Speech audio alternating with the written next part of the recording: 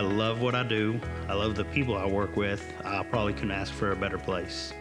Smith Systems, to sum it up, is like a family. You come to Smith Systems and you know everyone. You're not just a number. You're actually a human being, you're a person. The environment that everyone creates here, it's really nice. It's really homey, I guess you could say. It doesn't even feel like a job.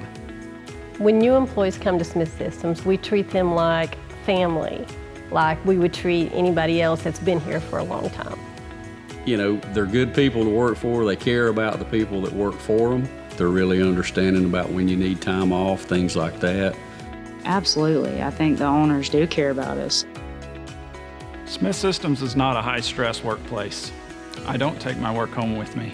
Actually, that's one of the great things about Smith Systems. We don't take our work with us. What you do here, it's all you got to do.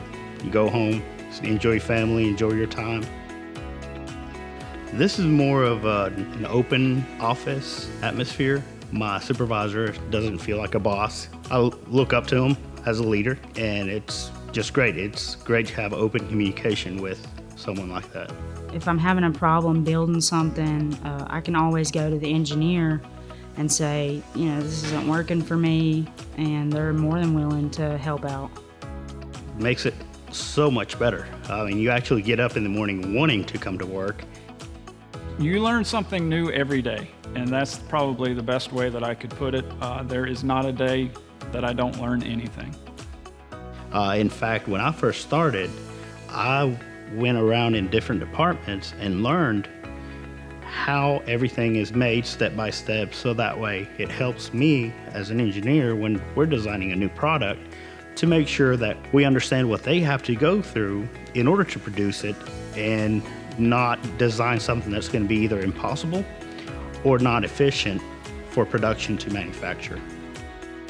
Well, I think when you have a group of people that help each other out and really care about what you're doing, it makes the quality of what you're building better.